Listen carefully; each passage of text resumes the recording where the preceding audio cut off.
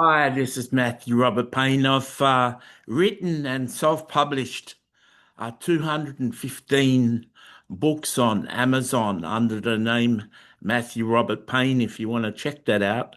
Um, I've got 6,100 videos, mostly on Christian topics, here on my YouTube channel. If you want to subscribe and see other videos of mine.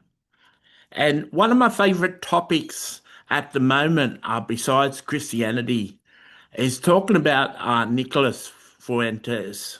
Um, I've just I listened to 2 hours worth of a video of his, and then another 2 hours, and then just 50 minutes. So for the last 4.5 hours, or close to 5 hours, I've been listening to Nick Fuentes speak, and I've been a Christian for 50 years, and I'm 58 now, and I because I know so much about Christianity, because I've got such a close relationship with Jesus Christ and God the Father. I find it pretty hard to find a Christian teacher or a Christian preacher that can actually even interest me in anything they have to say. The only real Christian speaker I will listen to from time to time is a woman called Joyce Meyer, and she's tremendous. And I love her because every time she speaks on a subject, she throws herself under the bus when it comes to that sin or that subject, and she makes a self-deprecating comment or story about her life, saying that, you know, the subject is forgiveness, and she'll give you a couple of examples how she's been really unforgiving of a person, tell the whole story, and really embarrass herself and make you feel at ease that say, well, I better listen to her because I struggle with forgiveness too. And she's proven that she's not perfect. And so, she wants me to forgive someone. I will, because she's so honest. And but apart from her, there really isn't many Christian teachers that I even bother the time to spend time and watch. Um, that makes me sound really prideful and really self-righteous and really arrogant, and that can be I can be accused of being that. I just haven't got time for people who haven't got real spiritual power on their voice. And that's what I want to say, that uh, for years I haven't been able to read a book for about a year, but for years I used to order books, and I'd get attracted to a title. I'd get attracted to the description of the book. I'd read 5 or 10 reviews, and I'd read the professional reviews and endorsements by people, and convince myself that it was a good book. So I'd spend the money to buy the books, and there's only 25% of books that I was able to finish because the books were boring and the books didn't have the power of God on them. They weren't compelling. And so I find it in in Christian circles, I find it really hard to find a Christian that has enough power of God to be compelling. And I find it hard to find a modern Christian teacher that teaches me anything, because I seem to know a lot. Um, so when I discovered Nick Fuentes, he was compelling, and he's the sort of person that if he's got a 4 hour video, I'll watch the 4 hour video. It's like, it's almost like you're hypnotized. you get in the zone listening to him. And I'm well read. For about 3 years in my life, I used to read one fictional book and one non-fiction book a week. I used to drive a taxi, and I used to like hanging around taxi drivers because they're fat, and I was fat. But a lot of taxi drivers were more obese than me, and it used to put me in a good mood. But whilst I was waiting for passengers, sitting in my taxi without work, I'd read books, and I'd read one fiction book and one non-fiction book a week. So I was a voracious reader. And what you recognize, I read a lot of Christian books in those times, and I read a lot of fiction. And what you recognize when you become a teacher, because I've done 6,000 videos and written 215 books. When you're a teacher, when you learn to teach things and communicate truths, it really helps you write something compelling, something profound, something rich in knowledge when you've done a lot of research, when you know a lot about a subject. And yeah, well, me as a person, I don't know how you are, but me as a gifted communicator, I can recognize when someone's well read. I can recognize in conversation with people, with strangers and people I know, I can recognize when people are getting their knowledge off the news or clips on the internet, or they're getting their information off books. Um, if you want to, a lot of people question me. A lot of people wonder how they could write a book. So many people have this dream of writing a book from time to time, and I've written 4 books on how to write a book. But uh, it's uh, it's really handy to write on something that you know about. And books, you can uh, divulge like a lot of depth of information in a book. So if you're a pilot, or you're a chemist, or you're a physicist, or whatever, and you work for 20 years doing physics or biology or some science, you could download all your information that you know, that you've collected in your practical life, into a series of 3 or 4 books.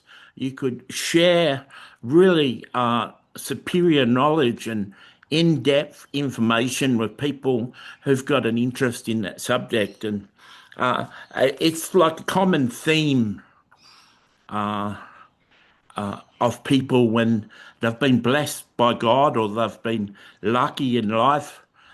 It's often people want to reach back and give back to society. So often people will write books not to make money, not to be popular, not to even have a book in their name. A lot of people write books just to share in-depth information with people and share secrets with people and share knowledge with people, because they want to empower people. They want to give people knowledge and wisdom that they can use and apply in their life.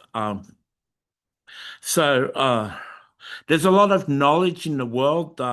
There's very few people applying that knowledge, but there's a lot of knowledge in the world. You can search how do I write a non-fiction book, and you go back 2 or 3 pages on Amazon, and you'll find books by me. But um, there's really a book on every subject. There's multiple books on every subject, and you can really become knowledgeable reading books from experts.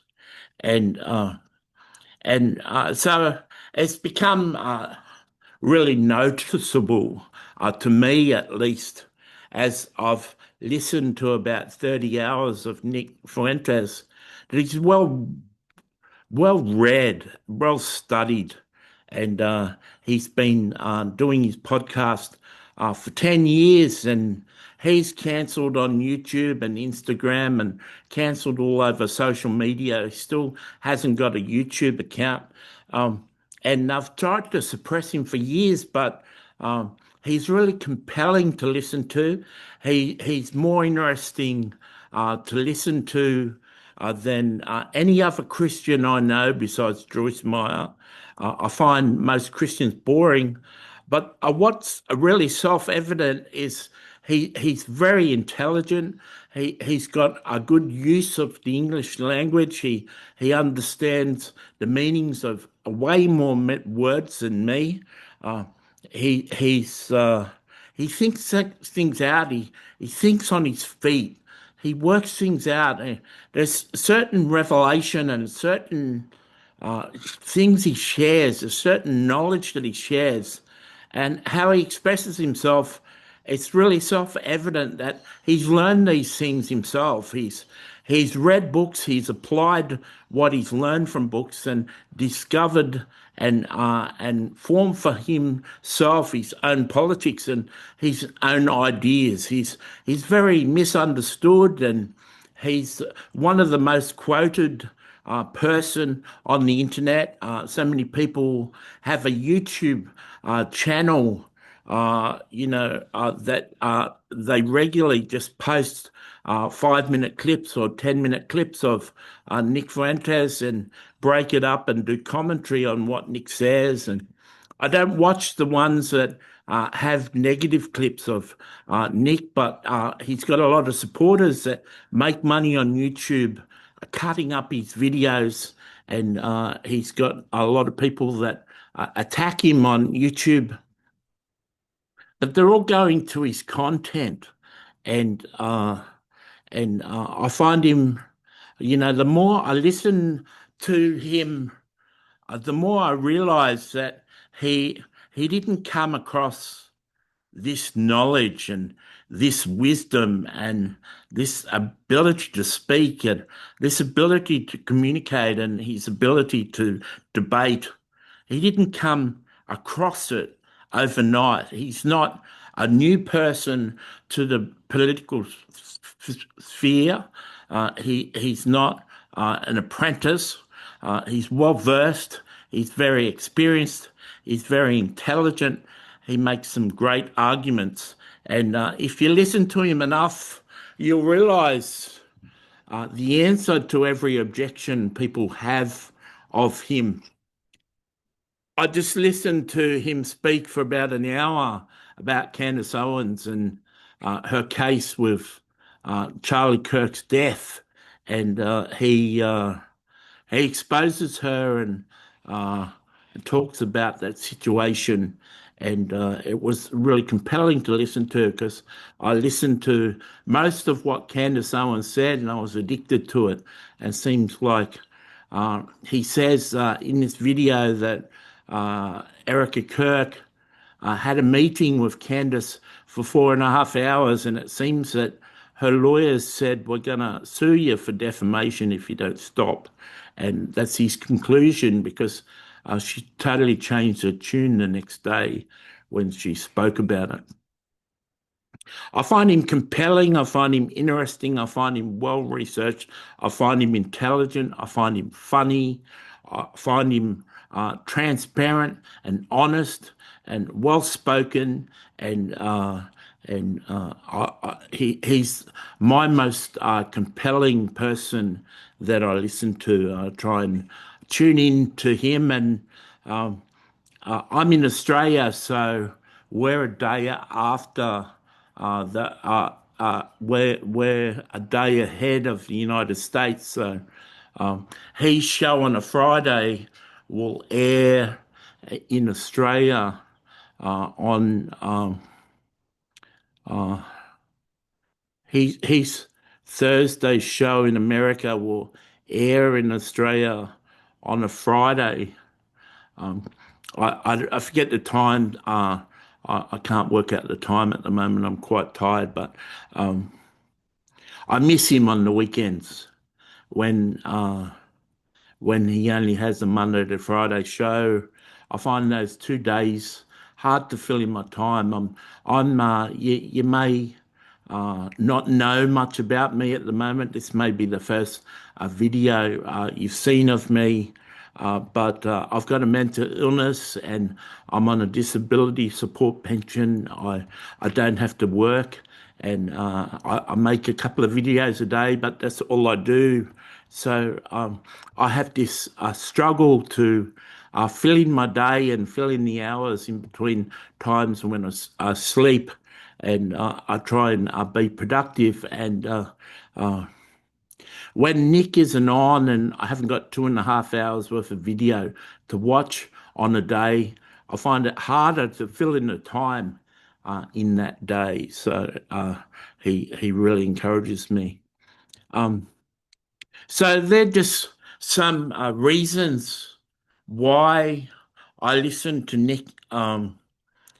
If you're new to Nick Fuentes and you haven't watched him on Rumble and watched long podcasts of him, and you've just surfed into this video and wanted to listen to what I have to say, I want to thank you for reaching this stage.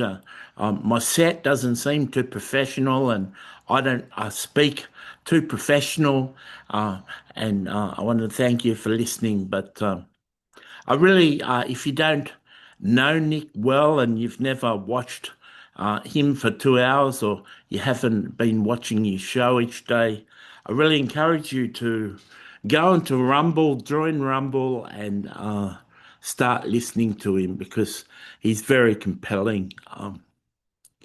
If you're a Christian and you were offended or insulted by what I had to say about Christians, and I find it very hard to listen to Christians because I find them boring and not compelling. I'm sorry if I offended you.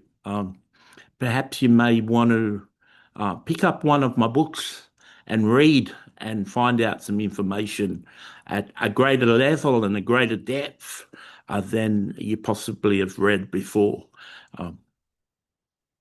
Thanks for watching the video, and I look forward to listening to your comments. If one of yous are listening and you're a grouper, you're a follower of Nick Fuentes, I give you love and kisses and hugs, and I hope to see you all in heaven one day. God bless.